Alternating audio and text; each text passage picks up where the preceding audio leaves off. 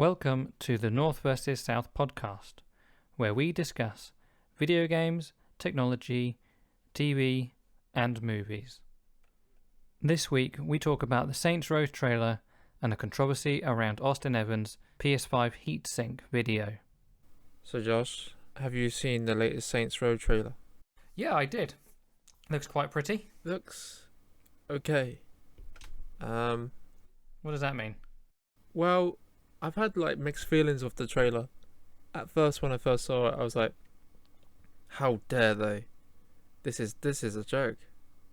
Because if you've played the previous games, it looks the tone of this trailer is very lacking in terms of what the previous games were. Right. But then I've realized it's you know what? It's their game. They can do whatever they want. Who am I to come along and criticize it and say, "Well, this is not in it. This should be here. You've toned this back." Because I think a lot of people saw that trailer, and a lot of things were missing. Like the general feel of it was, this isn't a Saints Row game, and I can understand that. But I think people should understand that if a developer's made that choice to take the game in a different direction, it's up to them. You just don't buy the game. This isn't a gameplay trailer. It's just an announcement trailer. It's probably going to be the opening cutscene, isn't it? That's probably where this video is coming from. I'm expecting. So from what I know, it's not following the original family, the Saints 3, I think, isn't it? That's what it's called. It's it's other characters in the gang. And I know some people are a bit funny about that because, they want Gant and all those other characters. But what do you feel like is missing at the moment? Bearing in mind this isn't gameplay; it's just a cutscene. Well, my initial reaction is it's been toned down. There's no I remember playing. I've played a bit of the second game. I've never played the whole series. I've played a bit of the second game, and I've played all the way through number 3 and number 4. And number 3 was pretty crazy, where you got things that you would not expect in a game, whereas you play as a pimp or three was the one that went totally off the wall, wasn't it?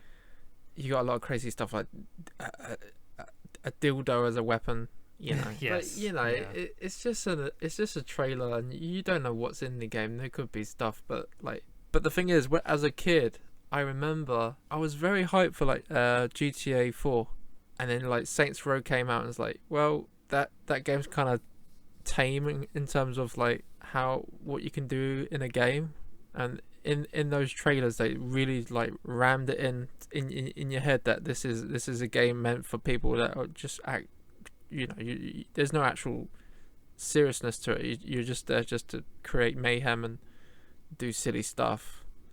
So I think as a trailer, it's kind of let down because the previous trailers have been so good. So who knows? I think there is gameplay. I haven't checked it out yet, but that initial reaction was I was agreeing with the mob. I was like, man, where is the dildos? Where is the carnage? Running down people, and it at the end of the day, you're just a fan, and you can't you might have an opinion on the game, but there's some people that just take it too far and they take it too seriously. And I think everyone just needs to remember it's just a game. And if you don't like what you see, then you obviously... Yeah, but it's not just a game though, is it? It's... Well, it is. Because you're saying, you just got to, you do or you don't like it. But if you're paying 60 quid or 80 quid or whatever it's going to cost when it actually comes out, it's a very different game to what came before. Because GTA 4 was kind of like that, wasn't it? The HD universe. It's quite funny we've immediately gone to GTA because obviously San Andreas was quite wacky and it had some really weird stuff going on. San Andreas was like Saints Row. It's what they took Saints It was a little bit. It wasn't... They're worlds apart, but it had some weird stuff in it. It had the Area 51.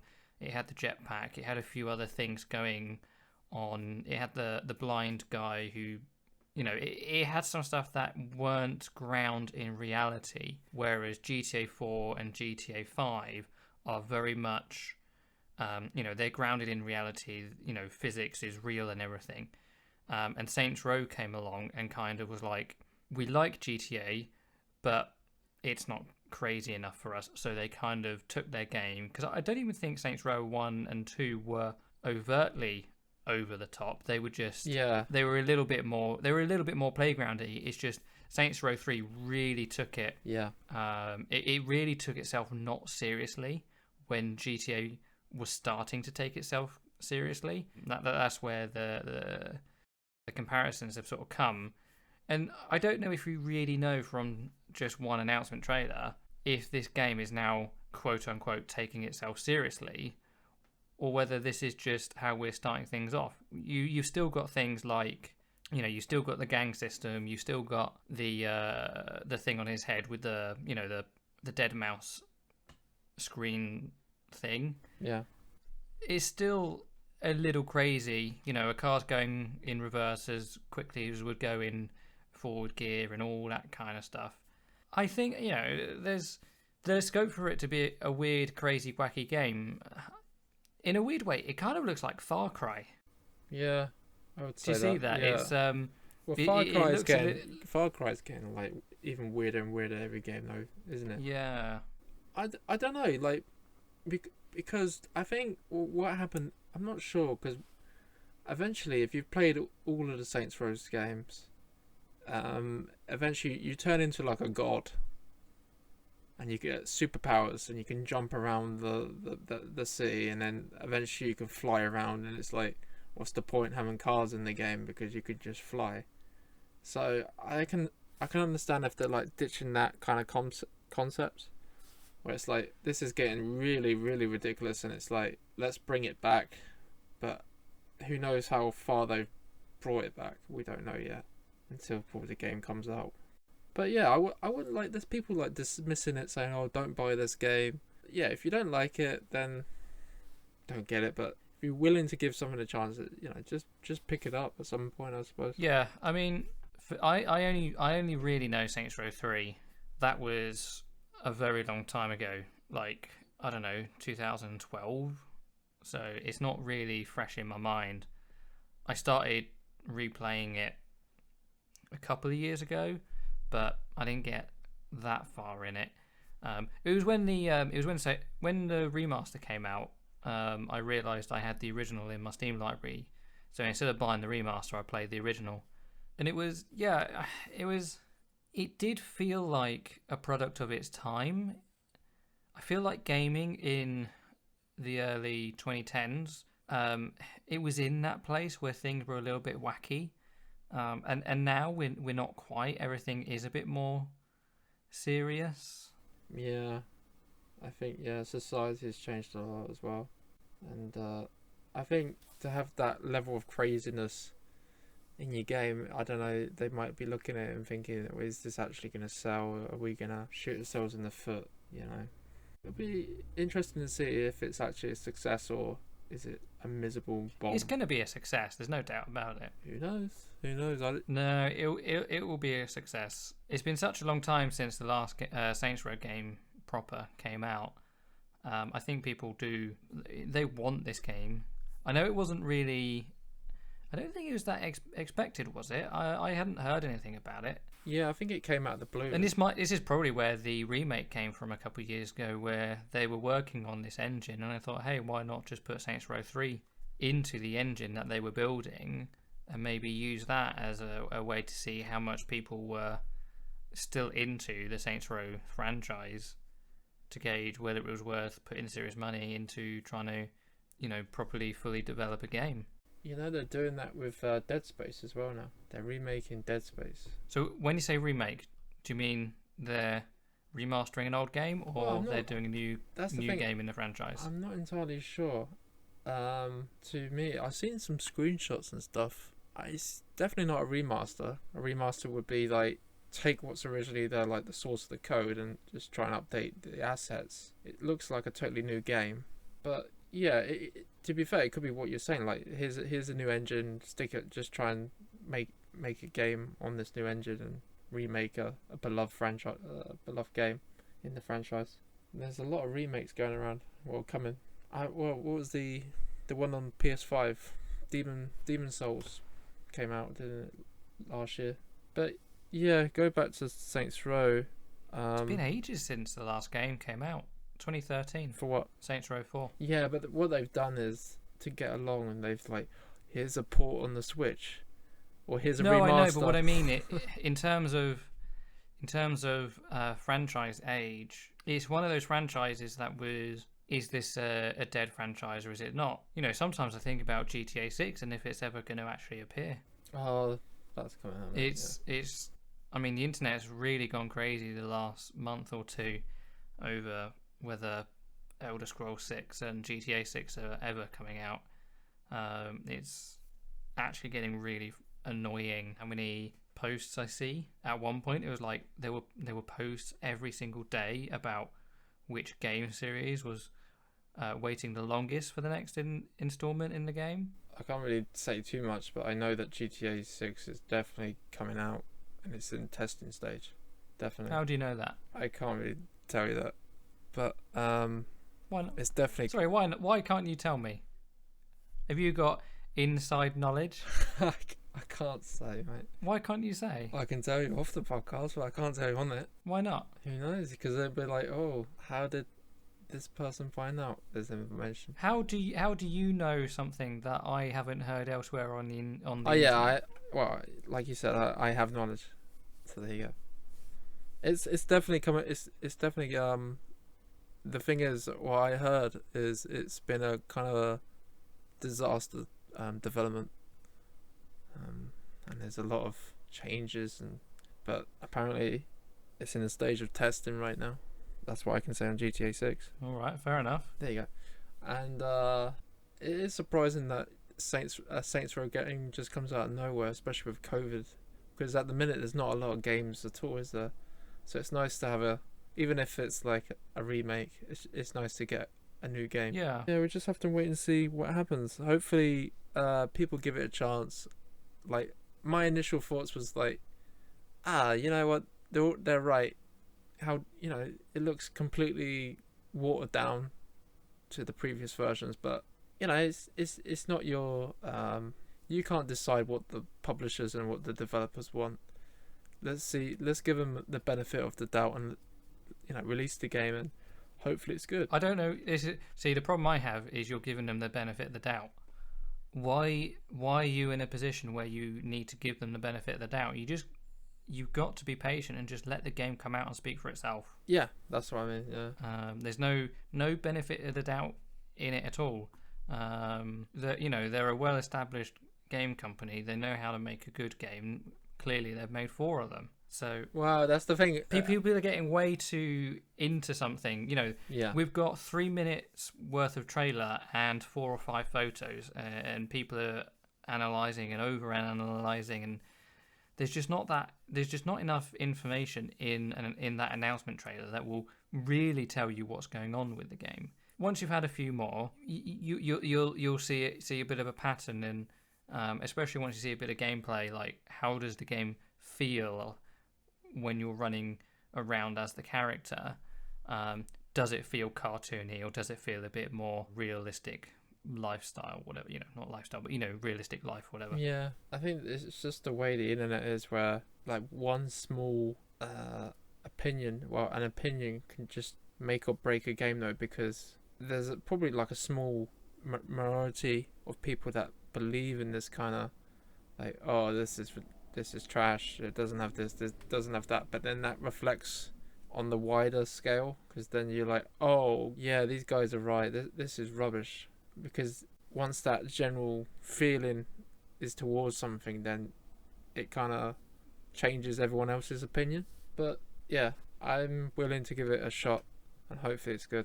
That brings us on to the next subject. Did you manage to watch Austin Evans, the PS5? So that's another. Did you watch? So what did you watch the?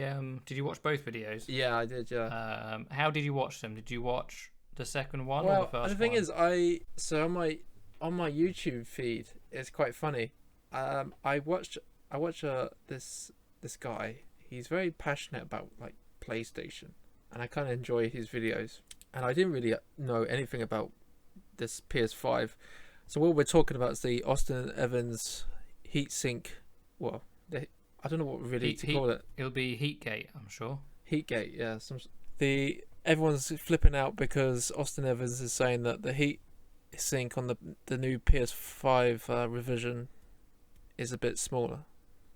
So that means that this version is worse. Is a worser PS5 than the original PS5. But when I found out about this, I was watching a YouTuber, which I generally watch his content because he's very passionate about PlayStation, and I'm watching him, and this is a grown man, and he was like describing that Austin Evans is a liar and he's got it completely wrong. He doesn't know what he's talking about, and I was like, is this guy completely lost the plot or what? He looked like he was going to cry, and I was like, I can't believe I'm actually subscribed to this person, because I know that there are people who are accusing of Austin Evans to be a liar, but they're doing it because that's just YouTube. That's how they make their money. They get viewers. But this guy, he generally, you can see it in his eyes, like he generally thinks, and he has to tell people that someone is maybe, well, to him, he's completely lying about the PS5, and you're like, this has just gone crazy. And then it turns out that that second video he made, Austin Evans explaining the video and why people are crazy, and he's actually received death threats over it. I think people just need to get a life. I don't know what you think. Yeah, it's complicated, isn't it? So there's a few things going on, right? Is what are Austin's motivations for whatever he says? And unfortunately, there is a little evidence that stacks against him, which is the fact that he got the Xbox Series provided, and he's had to purchase his version of the PS5, and a lot of his videos have been slightly more negative in terms of trying to get the accessories and everything. So having those videos in his backlog doesn't help, and it gives a little bit of ammunition for the haters to rile themselves up. But do you believe in that? Do you believe in that? You honestly believe in that he's an Xbox fanboy? No, because here's my next point. I've been watching Austin. Sorry, I've not been watching Austin, but I've been keeping tabs on him. He's not one of the YouTubers that I watched, but he is on the boundaries of some of the ones that I have watched. So back in the day, 5 or 6, 7 years ago, I was following people like Unbox Therapy and Jonathan Morrison, I think. And I know Austin did a lot of collabs with those two. And I remember many, many, many years ago when Austin's house burnt down. Yeah, I remember that, yeah. Unbox, LTT, and Jonathan, I think, maybe MKBHD, they all pitched in together, bought him a new computer, helped him get him back on his feet. And I think that I'd heard of him just before that time, but that was when I really sort of like knew who he was. And from what I know, he's a bit of an Apple guy, but I know he doesn't just do Apple stuff. So, and I've watched a few of his videos here and there when he's done something that is slightly more interested, and I've seen him in collabs with some of the creators that I did watch more on. And he's definitely one of the online creators that I put in the ambidextrous camp, like not a PC guy, not a Mac guy, not an Android person, not an iPhone person, not an Xbox person, not a PlayStation person, but someone who is interested in tech and is for all sides, isn't part of the hate one side or another. Because the big problem with tech is that if you're not a PC user, you're a Mac user. If you're not an iPhone user, you're an Android user. And it's people like Austin and MKBHD who they're the ones that I've kind of watched to have a as an Apple person, I do like my iPhone, I do like my MacBooks, my Macs or whatever. Those are the channels that I've watched for my complete overview, the channels that do look at everything. LTT is really useful because they are mostly Android and PC, so they're good from that kind of perspective. And I don't really watch anyone on YouTube for iPhone and Apple and all that sort of stuff. I kind of get that from podcasts that I listen to instead. So I don't think Austin is doing anything to go against the PlayStation where there isn't actual reason. And I feel like most of it, I think 90% of the video, the original video, maybe 80%, was quite fair because he was he was presenting facts, and the facts that he was able to present to you by third-party means. He had the thermal imaging camera, and he was showing this is an old PS5, this is a new PS5. He even had that guy in from a PlayStation exclusive channel. So if there was a bias, the bias in that video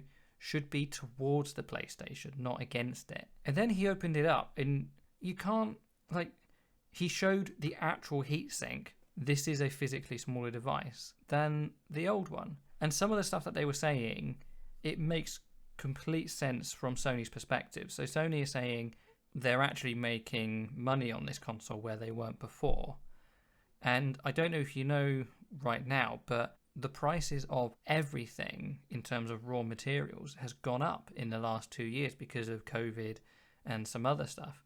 We're talking about metals have gone up, like the price of steel has I don't want to say how much it's gone up because my brain says it's doubled, but it might have gone up by 10%. But it's gone up by a hugely measurable amount that it's affecting prices of things being made. Even plastics and just everything, the price of all raw materials have gone up, either because they can't make enough of it, they can't dig up enough of it, or they just can't ship it from the source countries to the manufacturing countries. So there might be legitimate reasons for the heatsink being smaller, which is Sony can't afford to make the original heatsink because the price of metal has gone up by so much. And we saw in the video, performance difference might not be that much compared to what Sony see as a price advantage to themselves. And to be fair, once they've sold it to us, they probably don't care about it so much either. So the big problem with the original video, is that in the last couple of minutes, they were quite negative against the PlayStation in a less factual way, in a more abstract way that allowed themselves to be criticized the way they have. Not that gives permission for the internet to be a dick. And they just thought they were, they didn't set out to slay the PS5.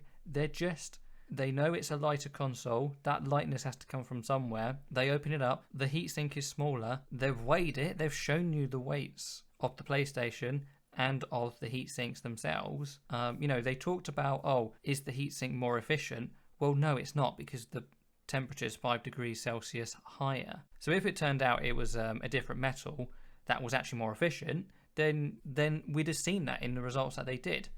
And all the tests that they've done, they're not scientific. And I feel like the internet should know that, because if they were watching the video, they know that it wasn't scientific. So they should just take everything that they've said not as gospel. Like, we've got 2 PS5s here. Maybe they've got a bad new model. Yeah. If they had another PS5, maybe that chip doesn't run as hot as the one that they did, and it's only 2 degrees hotter than the one that they had.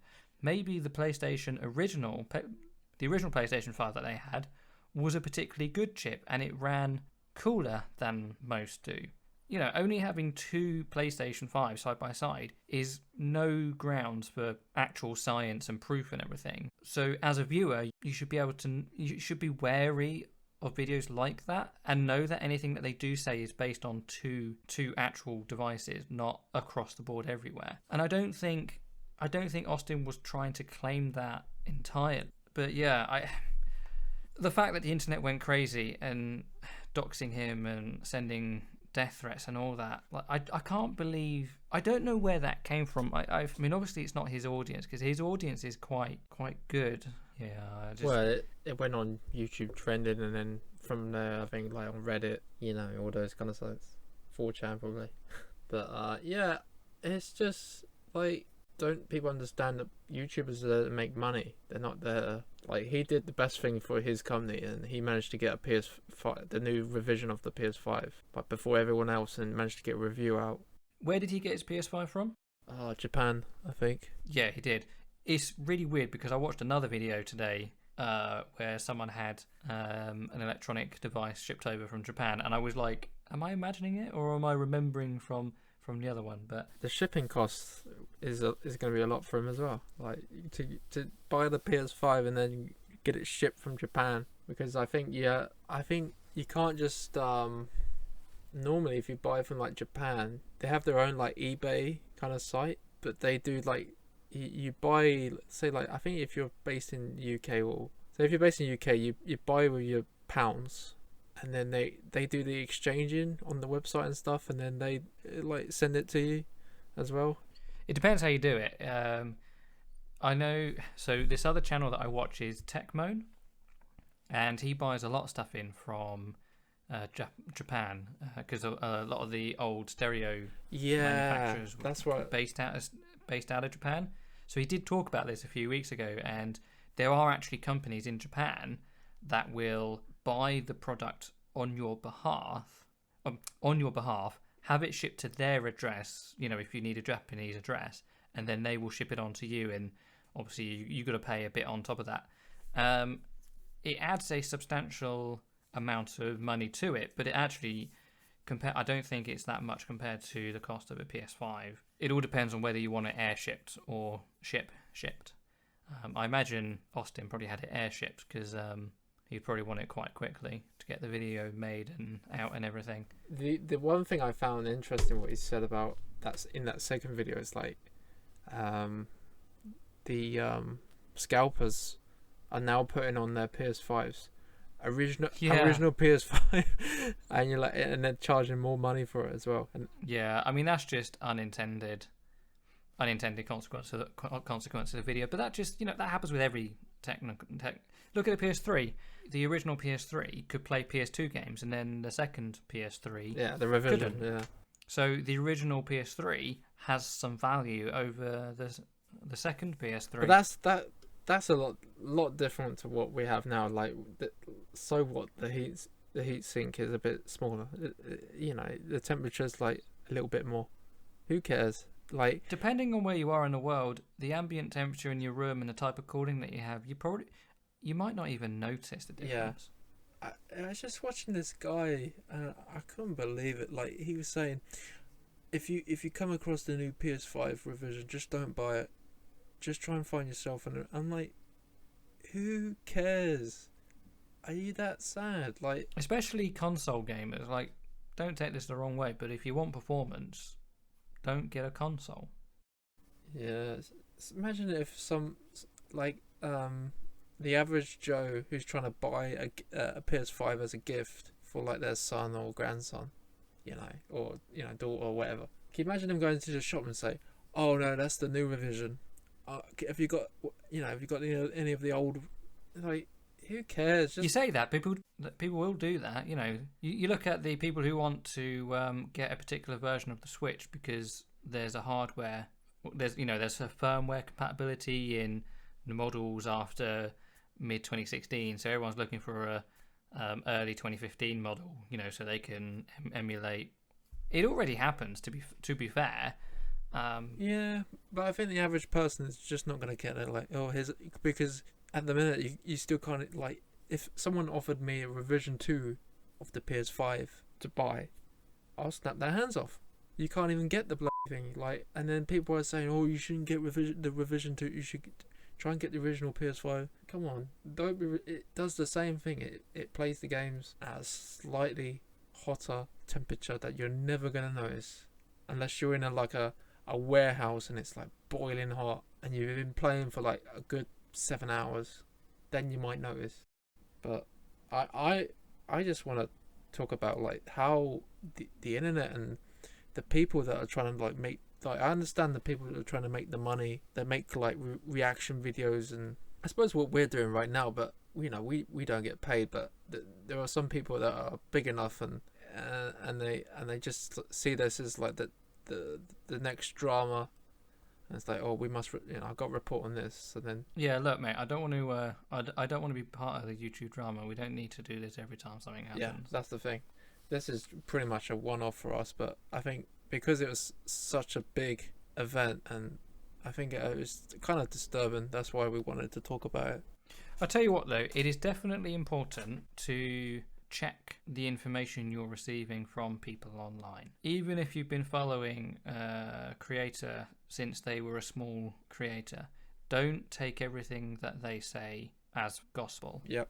Do your own research, watch the same product review from different creators, from different perspectives, maybe different mediums. So, listen to a podcast, watch a YouTube video, read a written article on it, especially if it's something you're going to lay down some money for, and especially if it's going to be a large amount like a console or a laptop or a graphic card. But there's no need to go brigading against a creator because they say something wrong, especially if the intention clearly isn't malicious. Even if they're criticizing the PlayStation, it's okay to criticize a product.